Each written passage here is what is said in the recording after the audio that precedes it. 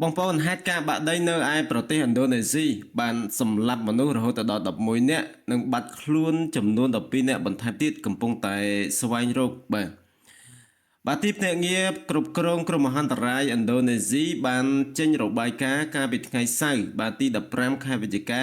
ម្សិលមិញថាការរអិលបាក់ដីនៅលើកោះជ្វាយកណ្ដាលបានឆក់យកជីវិតមនុស្សយ៉ាងហោចណាស់11នាក់ខណៈដែលក្រុមអ្នកជួយសង្គ្រោះកំពុងតែប្រញាប់ប្រញាល់ស្វែងរកមនុស្ស12នាក់ផ្សេងទៀតដែលកំពុងតែបាត់ខ្លួនបាទនេះគឺជាបាទហេតុការណ៍ដ៏រន្ធត់មែនទែននៅឯប្រទេសឥណ្ឌូនេស៊ីបងប្អូនបាទបាក់ដី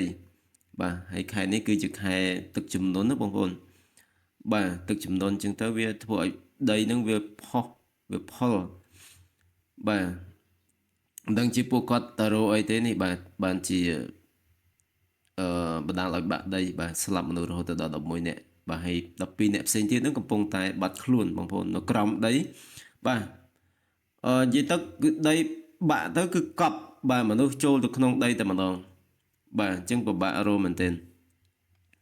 បាទជាងប្រយ័ត្នប្រយែងមែនទែនបាទសម្រាប់អ្នកដែលធ្វើការក្រោមដីដូចជា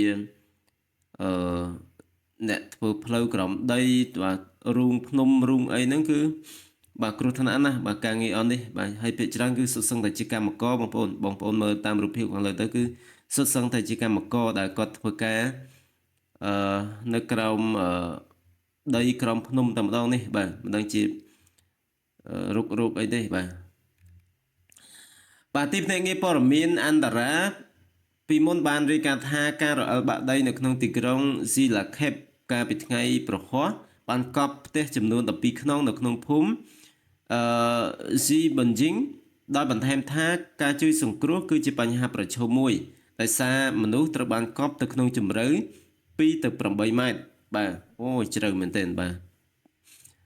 8ម៉ែត្រគឺជ្រៅមែនទែនណាបងប្អូនបាទមិនងាយកាយរោវិញទេបាទតែកប់ទៅហើយគឺមិនសង្ឃឹមថារស់ទេបាទកប់ទៅក្នុងដីហើយបងប្អូន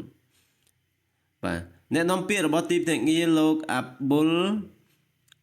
ម៉ូហារីបានប្រាប់សារព័ត៌មាន Reuters ថាក្រុមអ្នកសង្គ្រោះបានរកឃើញសាកសពមនុស្សចំនួន11នាក់ដោយ3នាក់កាលពីម្សិលមិញនិង8នាក់ទៀតនៅថ្ងៃនេះតែម្ដង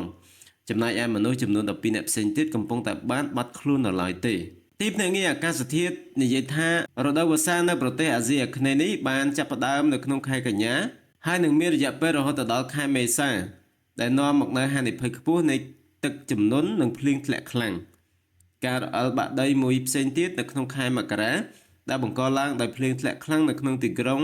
ពេហ្កាឡុងហ្គាន់នៃកោះជ្វាយកណ្ដាលបានសម្លាប់មនុស្សយ៉ាងហោចណាស់25នាក់បាទអញ្ចឹងគឺរដូវវស្សាគឺប្រយ័ត្នប្រយែងមែនទែនបាទទឹកជំនន់គ្រប់កន្លែងតែម្ដងបាទមិនថាប្រទេសណាទេ